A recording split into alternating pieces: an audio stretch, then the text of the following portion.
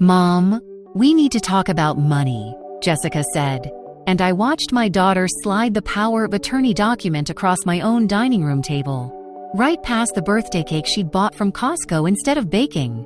I'd been expecting this moment for 3 weeks now, ever since I'd opened Robert's filing cabinets, ever since I'd watched his videos, ever since I'd learned exactly what my daughter and her husband had been planning, but they didn't know that. So I let my hands tremble as I reached for the papers. Not from fear, but from the effort of containing 43 years of banking expertise that was screaming at me about the forged notary signature in the bottom right corner. "What is this?" I asked, making my voice small and confused. The same voice I'd been using for 6 months while I documented every theft, every lie, every manipulation. Derek leaned forward from where he stood behind my chair. Too close. Looming. "It's just a precaution, Margaret. For your protection. For your protection." The same words con artists had been using since the beginning of time. "We've noticed you've been forgetting things," Jessica said, her voice dripping with false concern. "The bills you didn't pay last month? The bills you intercepted, I thought, but didn't say. And when Mrs. Patterson saw you wandering in your nightgown. The incident you fabricated, I thought," keeping my face blank. Jessica glanced at Derek, then back at me. "There's an excellent memory care facility with an opening next month. We've already put down a deposit." The room smelled like vanilla frosting and lies. Robert's reading glasses hung from the chain around my neck, resting against my heart. I touched them with one trembling finger. I need time to think about this," I managed. Derek's jaw clenched. Jessica's smile tightened at the edges, and for just a moment, I saw the mask slip. "We're trying to help you before you become a burden, Mom." A burden. She'd called me a burden. In my own home. On my 68th birthday, while trying to steal my life. I set the papers down carefully, precisely, the way I'd set down suspicious documents for 38 years at First National Bank. "I'd like you both to leave now. Mom, you're not thinking clearly. Leave." After they'd gone, Jessica huffy, Derek cold and calculating. I sat in the silence of my empty house and let myself feel it all. The grief, the betrayal, the rage that had been building for months. Then I stood, walked to Robert's locked office, and pulled out the key I'd been wearing under my collar since the day I discovered his archive. "I know, sweetheart," I whispered to the darkness. "I know everything, and tomorrow I would finish what my husband had started. But I'm getting ahead of myself. To understand what happened next, you need to know how I got here. If you're watching this, subscribe and let me know where you're watching from, because this story, it's about to get interesting." The stealing had started small, the way it always does. $200 here, $500 there. Charges Jessica swore were mistakes. She'd reimburse. Looking back now, I can see exactly when it began, 4 weeks after Robert's funeral. 4 weeks after I'd buried my husband of 43 years, and felt like I'd buried half of myself with him. I was sitting at our kitchen table, my kitchen table, staring at Robert's empty chair. I'd made coffee for 2 again that morning, pouring the second cup down the sink like some pathetic ritual I couldn't break. The February rain drummed against the windows, and I was so deep in grief, I almost didn't hear my phone ring. "Mom, I was thinking I could come over and help you with some of the bills. I know how Dad always handled that stuff." Jessica's voice had been warm, concerned, loving. I should have known better. Robert had always handled our finances, yes. But I'd been a senior branch manager at First National Bank for 38 years. I'd caught embezzlers, identified fraudulent checks, and trained entire departments in financial crime detection. Just because I'd let my husband manage our personal accounts didn't mean I was incompetent. But grief makes you vulnerable. Grief makes you grateful for any connection to your old life, even when that connection comes with conditions. So I said yes. Jessica started coming over twice a week. She'd sort through mail, make calls to utility companies, help with grocery shopping. Derek would come sometimes too, standing in the background like some benevolent presence, occasionally offering advice I didn't need. "You should really update your online banking passwords, Margaret," he'd said once, his voice dripping with false concern, "for security."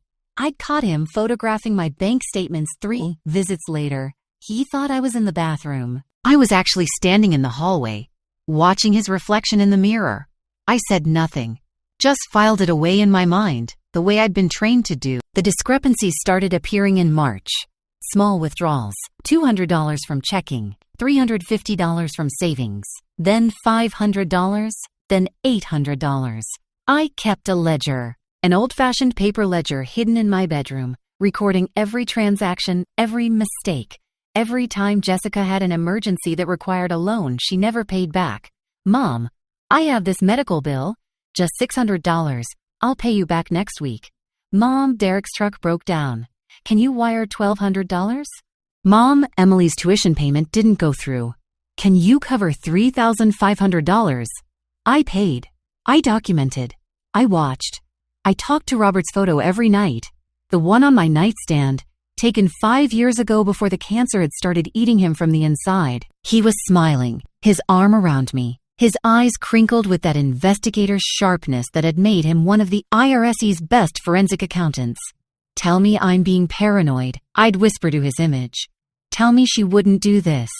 But Robert just smiled back, keeping his secrets even in death. Hey, in April, I found $4,200 in unauthorized charges on my credit card.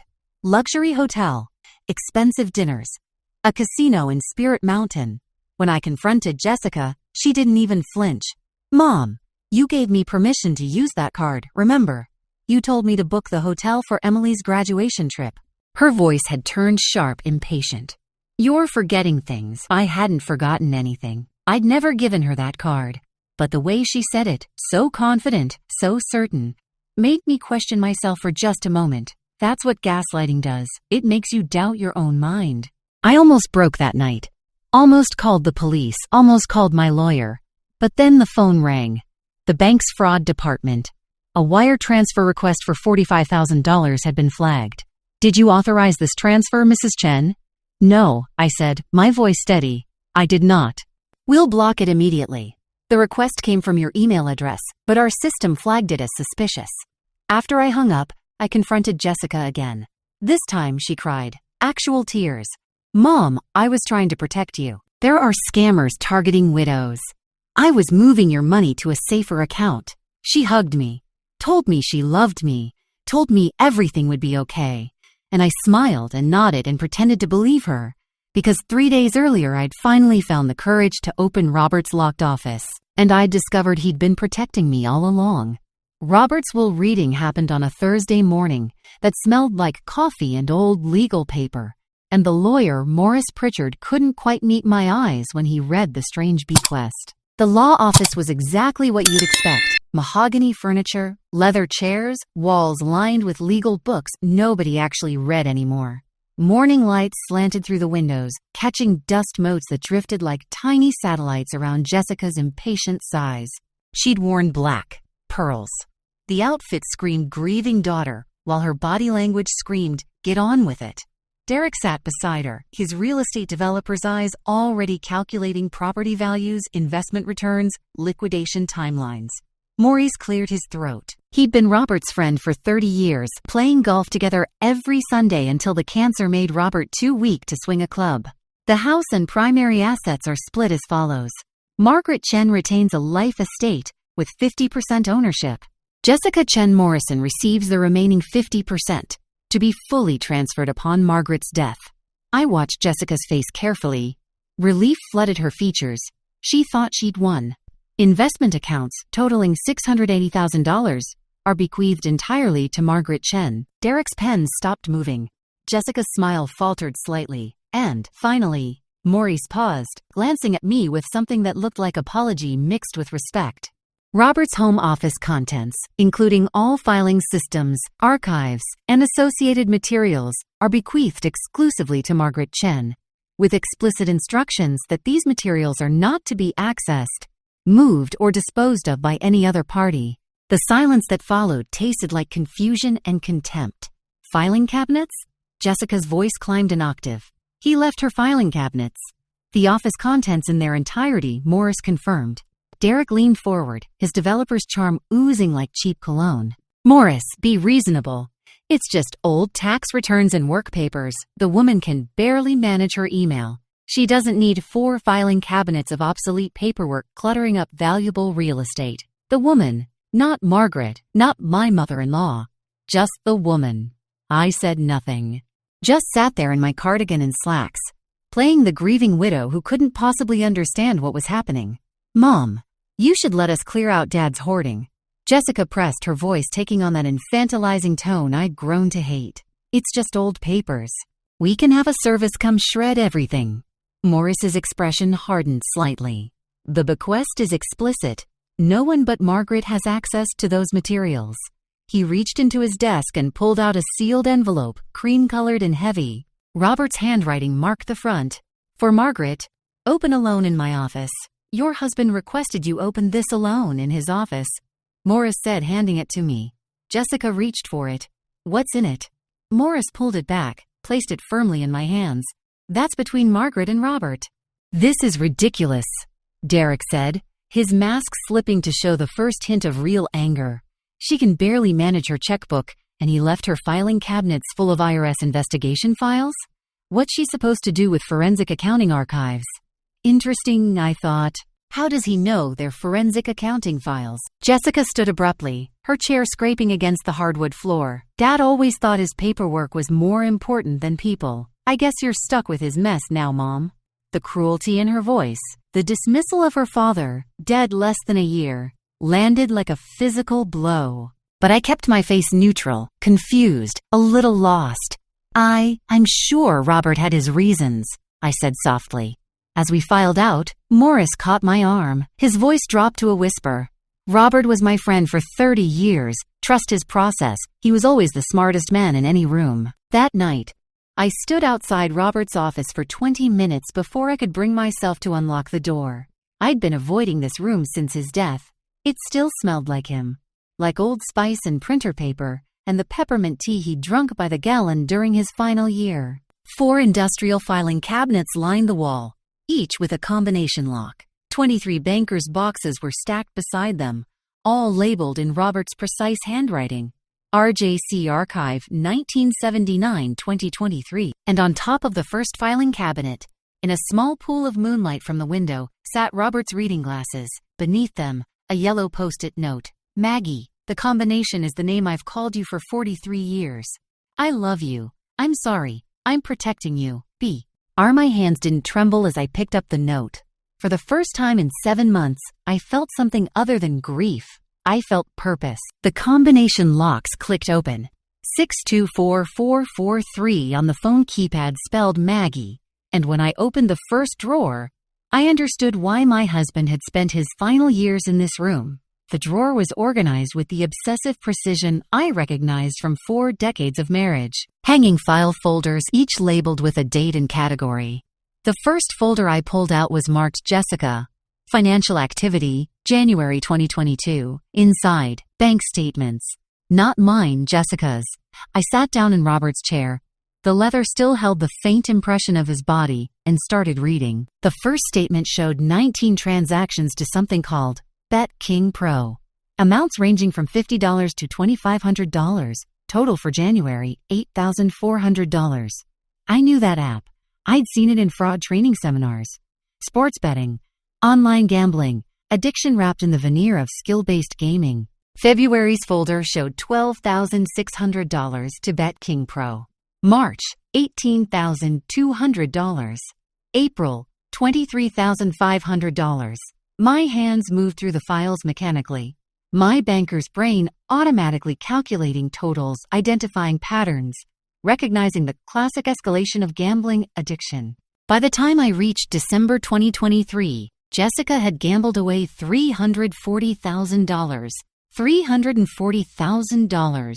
The second drawer contained something worse. Private investigator reports. Photographs. Time-stamped. Dated. Jessica entering the Spirit Mountain Casino, 11:47 p.m. on a Tuesday. Jessica meeting with men whose faces were annotated with names and criminal records. Loan sharks, the note said. Jessica in a bank photographing documents when the teller stepped away. One photo showed Jessica outside my house, looking over her shoulder before slipping something into my mailbox. The date, March 15th. The same day I'd missed paying my electric bill. The bill I'd never received. The third drawer held forensic document analysis. Robert's expertise on full display. My signature on checks I'd never written, analyzed with the precision of an IRS criminal investigator. Overlay comparisons showing the forgeries.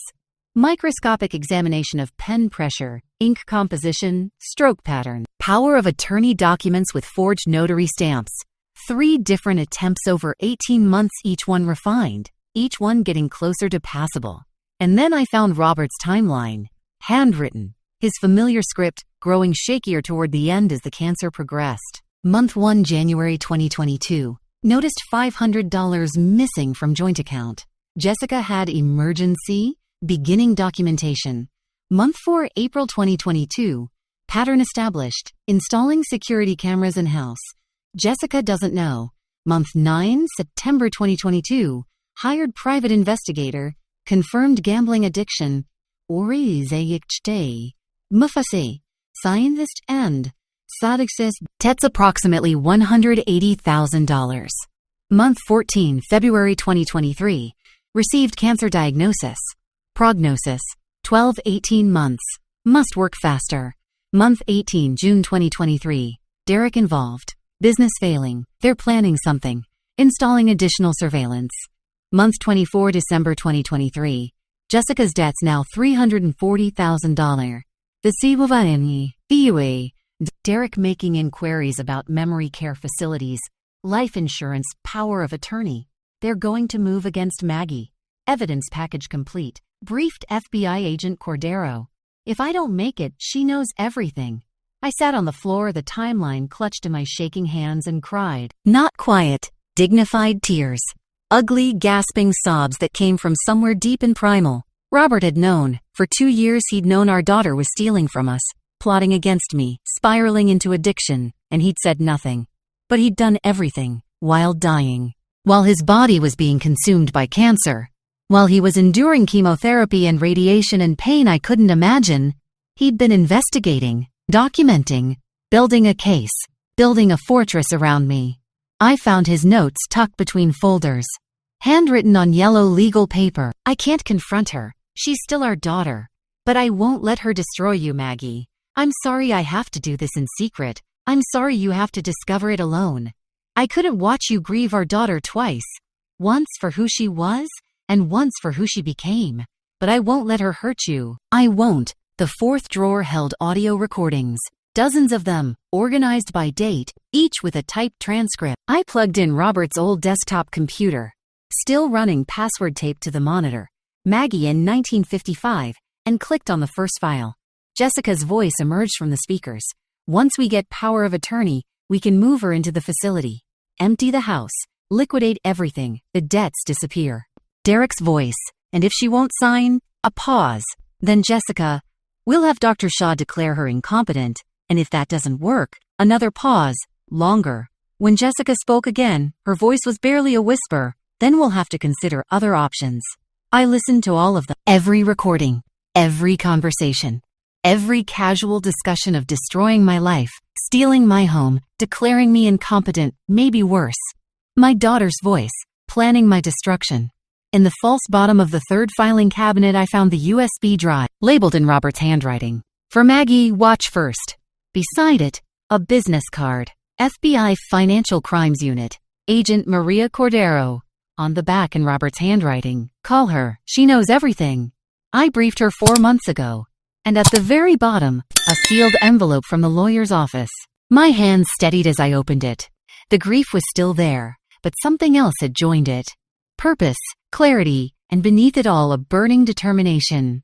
My dearest Maggie, if you're reading this, I'm gone and Jessica has made her move. Everything you need is in this room. I've spent 3 years building this case. You were the best fraud investigator I knew at the bank. Time to prove it again. The USB drive contains my video messages and instructions. I'm sorry I couldn't tell you while I was alive. I couldn't watch you grieve our daughter twice, but I won't let her hurt you. Happy hunting, my love. Robert P.S. Check the date on the power of attorney she'll bring you. I guarantee the notary signature is forged. That's a felony. I looked at the envelope from my birthday dinner, the power of attorney document. The notary signature was dated March 3rd, 2024. According to the notary's business license, included in Robert's files. That notary had died on February 18, 2024. Jessica had forged a dead woman's signature, and Robert had predicted it.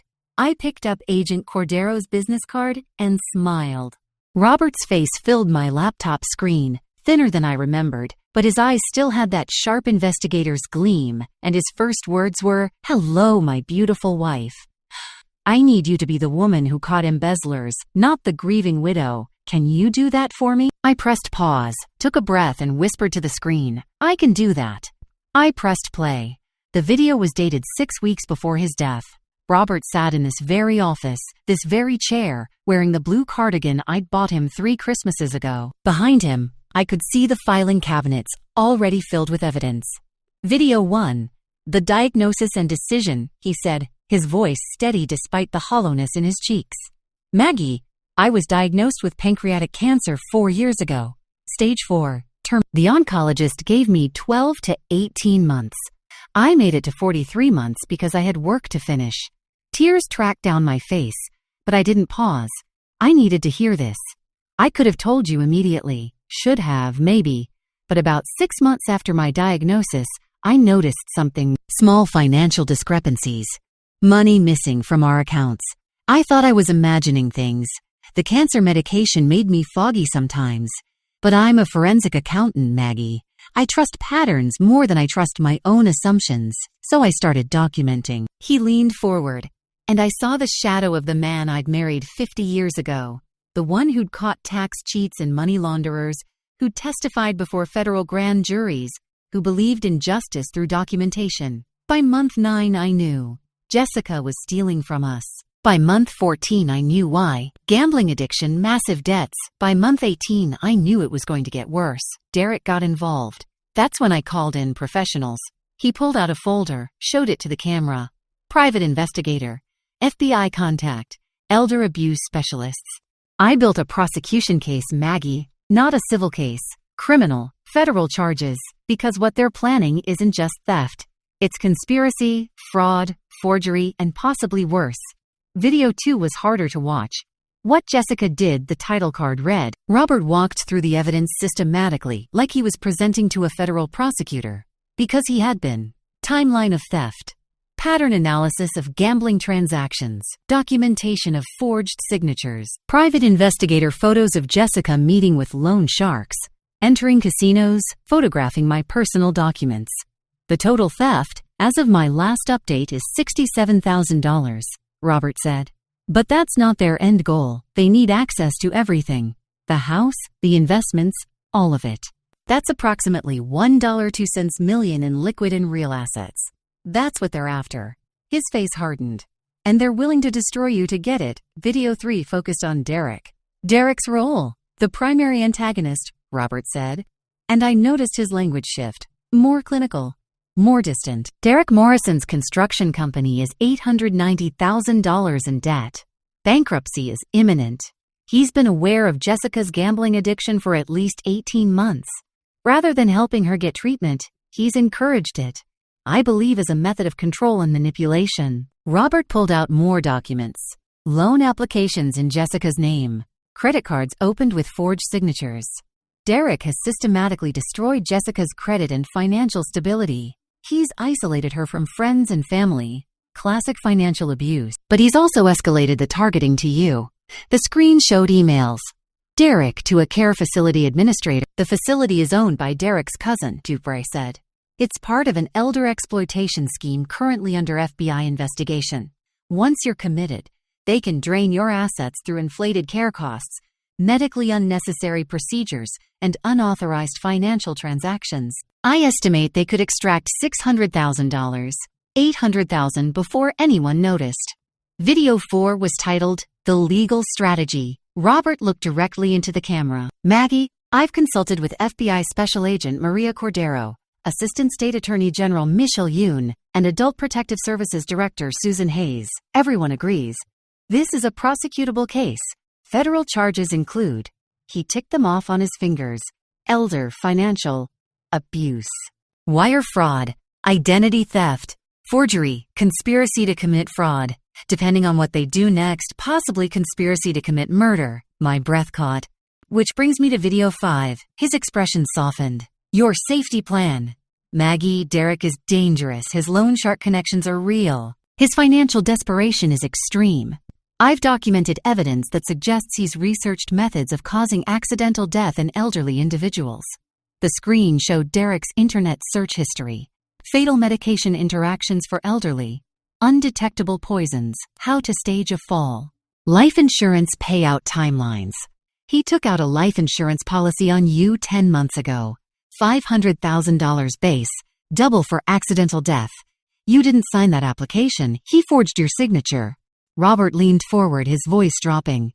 I've installed multiple security cameras in the house.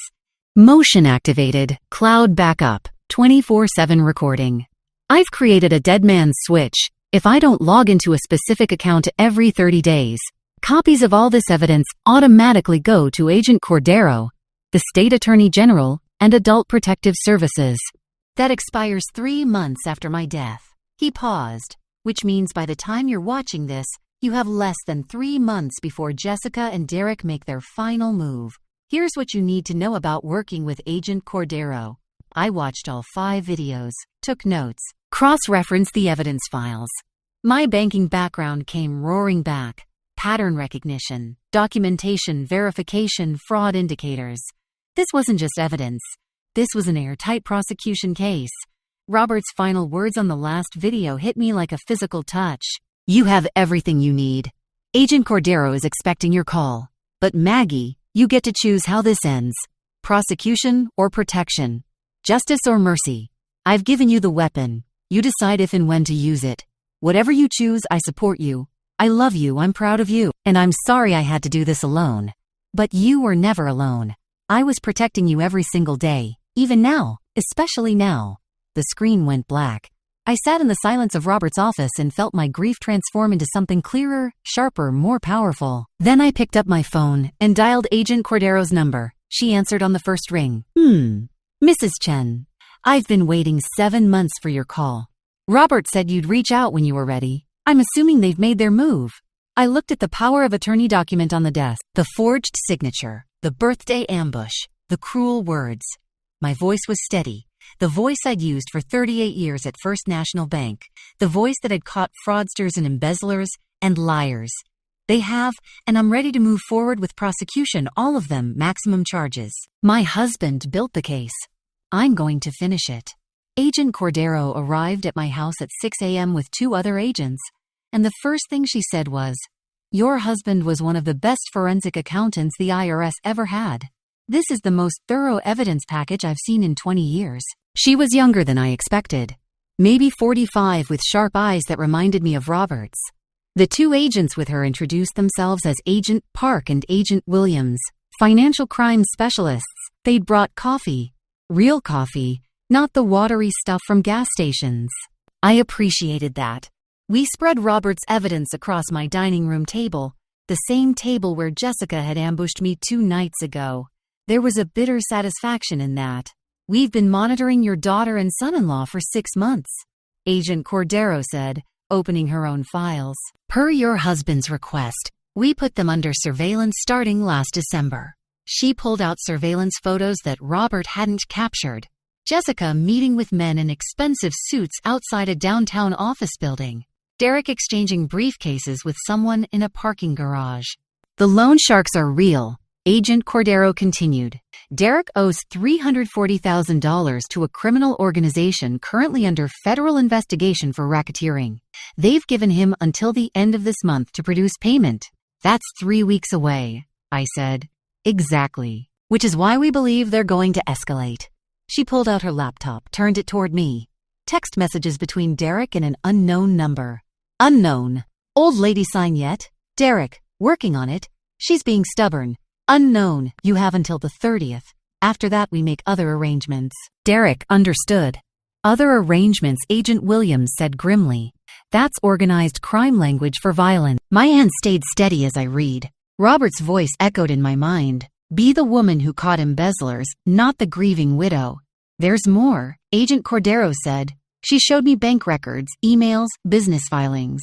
The care facility Derek mentioned, Evergreen Memory Care, is owned by Derek's cousin, Lawrence Morrison. It's part of a sophisticated elder exploitation scheme.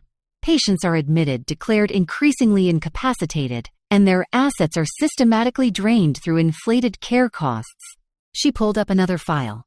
23 patients have been committed there in the past 2 years. Average asset depletion, $425,000 per patient. Total fraud, approximately $9.07 million. I felt sick. We've been building a case against Evergreen for 8 months, Agent Park added. Your situation fits the exact pattern. If Jessica and Derek had succeeded in committing you, you would have been patient 24. Agent Cordero pulled out more documents. There's also Dr. Raymond Shaw. He signed incompetency declarations for all 23 patients at Evergreen, without actually examining any of them. That's Medicare fraud, medical license fraud, and conspiracy. She showed me a signed form with my name on it. He signed this declaration for you 3 days ago. You've never met him, have you? Never. We executed a search warrant on his office yesterday. Found 78 falsified patient declarations. He's been arrested. The pieces were falling into place with devastating precision. Jessica attempted to file the power of attorney with your bank last week. Agent Cordero continued. The bank flagged it as suspicious and contacted us. That's when we knew the timeline was accelerating. She leaned forward. Mrs. Chen, we need to act fast. Derek knows the walls are closing in. The loan sharks are pressuring him. We've intercepted communications suggesting he's researched methods of causing fatal accidents in elderly individuals. She showed me Derek's search history. The same searches Robert had documented, but with new additions. Recent additions: overdose staging, pharmaceutical interactions, how long until life insurance pays out, can police detect? The final search was incomplete, but the implication was clear. We want to set up a sting operation, Agent Cordero said. You wear a wire, meet with Jessica and Derek. Get them to explain their plan on record. We make arrests with their confession recorded. I thought about it for exactly 3 seconds. I have a condition, I said. Agent Cordero waited. My birthday dinner was supposed to be their ambush. Let's make my belated birthday lunch their arrest. I met her eyes. I want this to happen on my terms. I want to see their faces when they realize they underestimated a 68-year-old woman who spent 38 years catching people exactly like them. Agent Cordero smiled. It wasn't a kind smile. It was the smile of a prosecutor who'd just been handed a gift-wrapped case.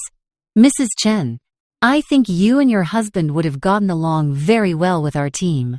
Agent Cordero, I said, my husband spent 3 years building this case while dying of cancer. The least I can do is finish it with style. We started planning. I arranged the belated birthday lunch at the same restaurant where Robert proposed to me 44 years ago. And as I watched Jessica and Derek walk through the door, I adjusted the wire hidden under my cardigan and smiled my most fragile, confused smile. Riverside Bistro still had the same view. The Willamette River flowing past, morning light dancing on the water. Robert had brought me here on a rainy November evening in 1980, nervous and earnest, with his grandmother's ring in his pocket. Today was sunny, warm, perfect weather for justice. Mom. Jessica's voice was bright, cheerful, hiding the desperation I now recognized. You look wonderful. I let her hug me, felt the wire press against my ribs, and played my part. I'm sorry about the other night, I said, my voice uncertain. I was just overwhelmed. All those papers. Derek pulled out my chair, solicitous, controlling. His hand lingered on my shoulder a moment too long. That's completely understandable, Margaret, he said. These are complicated decisions. In the adjacent private dining room, Agent Cordero and her team were monitoring every word. In the parking lot, an arrest team waited. In my brooch, a small cameo Robert had given me on our 20th anniversary. A camera captured everything. The server brought menus. I fumbled with mine, squinting at the print, playing up the declining elderly woman role I'd perfected over 6 months.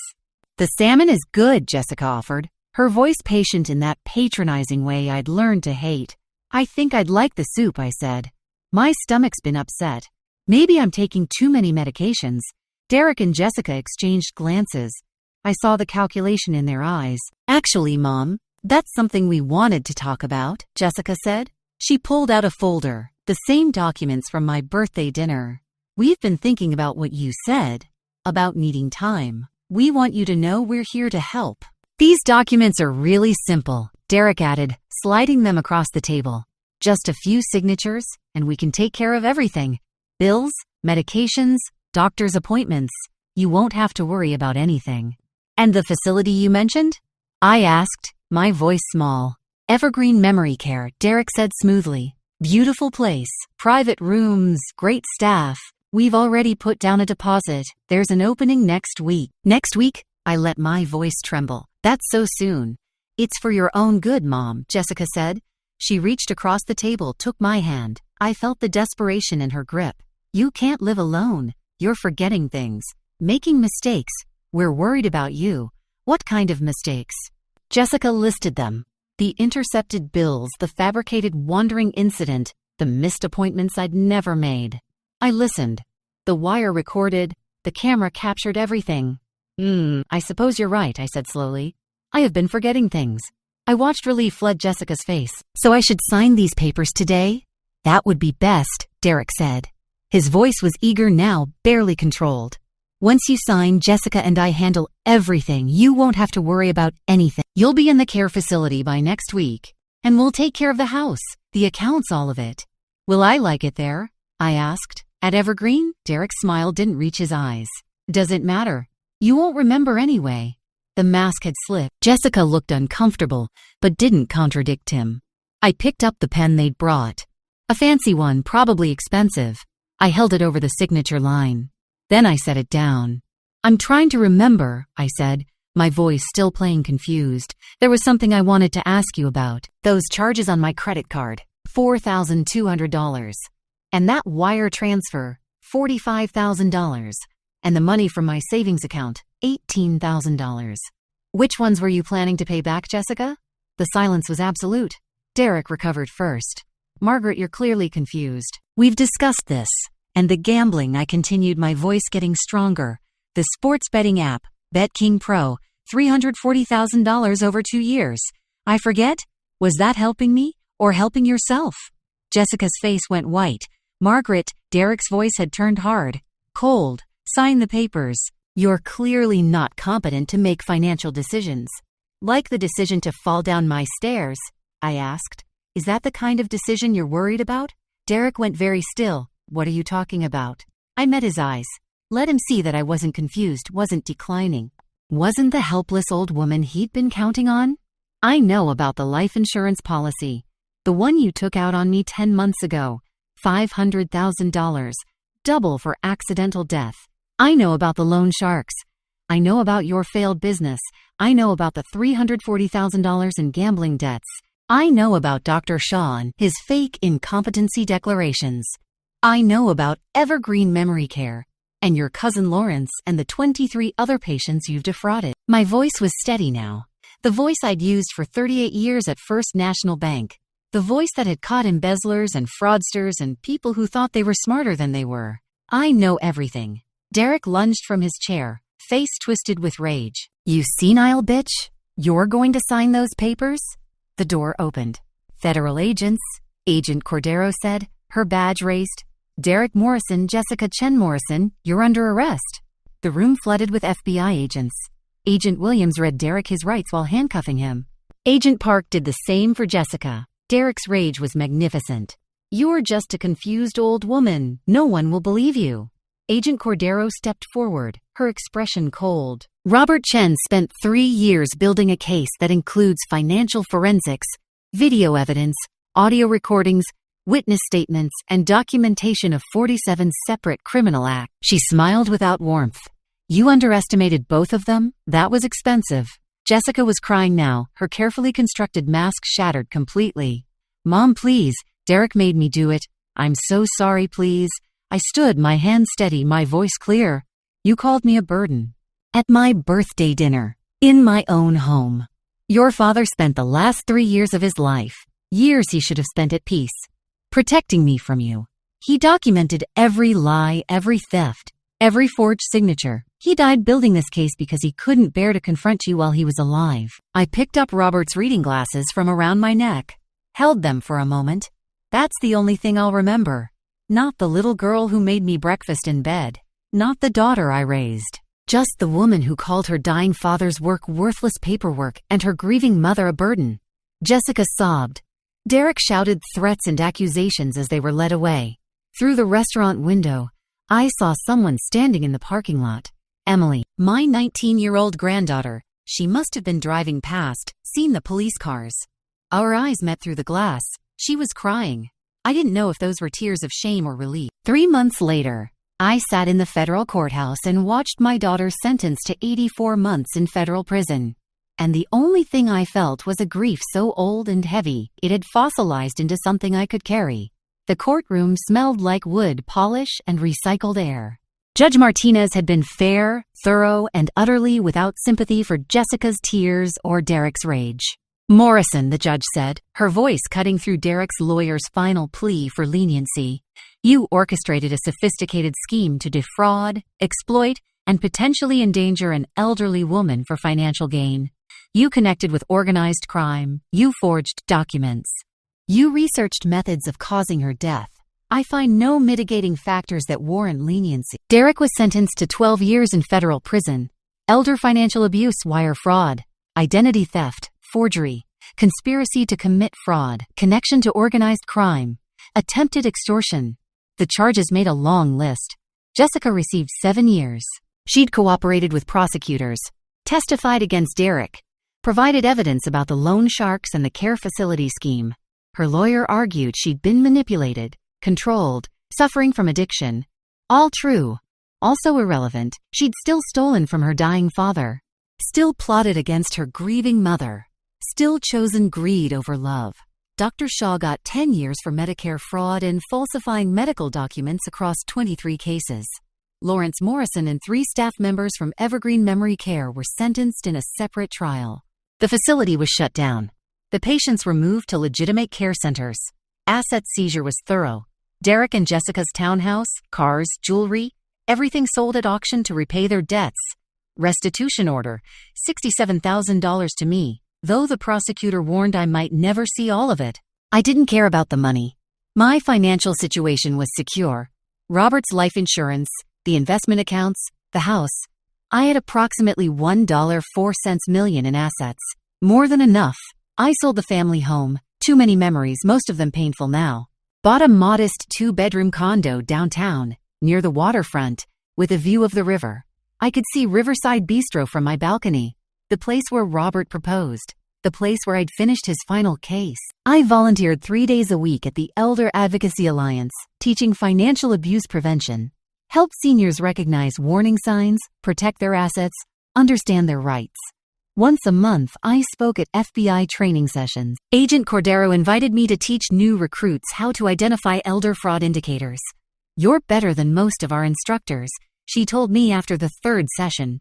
You should consider consulting work? I declined. I was retired. I'd earned my peace, but I did establish the Robert J. Chen Financial Crimes Victim Fund, a foundation providing free legal assistance to elder fraud victims who couldn't afford attorneys. I endowed it with $250,000 from my assets. Robert would have liked that. Emily contacted me 2 weeks after the arrests, called me crying, apologizing for her parents, asking if I was okay. We met for coffee, then dinner, then it became a weekly tradition. I paid for her remaining college tuition. She'd been working 3 part-time jobs to afford school, estranged from her parents for reasons she was just beginning to explain. Mom was always angry. She told me over pasta one Sunday, always stressed, always blaming everyone else. Derek encouraged it, made it worse. Every Sunday now, we cooked dinner together in my new kitchen. Nothing fancy. Stir-fry soup, tacos, spaghetti. She taught me Instagram. I taught her how to spot forged signatures. She posted photos of herself studying, Robert's reading glasses perched on her nose. Her followers thought they were vintage chic. I thought they were perfect. The lawyers kept asking if I'd visit Jessica in prison. I didn't know. Some days I was the mother who remembered the little girl who'd brought me dandelions and called them flowers. Other days I was the widow who'd watched her husband spend his dying years documenting that same little girl's betrayal. Emily asked me what Grandpa would want. He wanted me safe, I told her. He wanted me protected. He wanted me to survive. I did all 3. The rest is up to me. I hadn't decided yet. Maybe I never would. But I was learning that some questions don't need immediate answers. 6 months to the day after the arrests, Emily called me on a Saturday morning and asked, "Grandma, did you know Grandpa left something for me?" I'd been making coffee, still sometimes made 2 cups out of habit, and nearly dropped the pot. "What do you mean?" "Mr. Pritchard's office just called. There's a letter and a trust. Grandpa set it up before he died, but it wasn't supposed to be released until I turned 19. We met at the lawyer's office that afternoon. Morris Pritchard looked older than he had at the will reading. Tired. This case had taken its toll on everyone who'd known Robert. "Your grandfather was thorough," he told Emily, handing her an envelope. "The trust contains $50,000 for graduate school. And this letter. He requested you read it with your grandmother present." Emily's hands shook as she opened it. "My dear Emily, if you're reading this, I'm gone, and your mother has likely made some very poor choices. I'm sorry you had to grow up in that environment. I'm sorry I couldn't fix it while I was alive. But I want you to know something. Your grandmother is the strongest person I've ever known. She survived poverty, discrimination, a banking industry that didn't want women in management, and she did it with grace and intelligence and fierce determination. If your mother makes the choices I think she will, your grandmother will need you. Don't abandon her. She's worth 1,000 of everyone else. The money in this trust is for your education. Use it wisely. Make something good out of something broken. I love you. I'm proud of you. And I believe you're going to be exactly the person we need you to be." Grandpa, Emily cried. I cried. Even Morris Pritchard looked misty. "There's more," he said quietly. He pulled out another document. "If Margaret predeceases you, the remainder of her estate is split between the foundation and you. Your mother is explicitly excluded from inheritance." Emily looked at me. "Did you know?" "No, but it sounds like Robert." We went to my condo afterward. Emily curled up on my couch. Her couch now, really, since she spent more time here than in her dorm, and told me things she'd been holding back.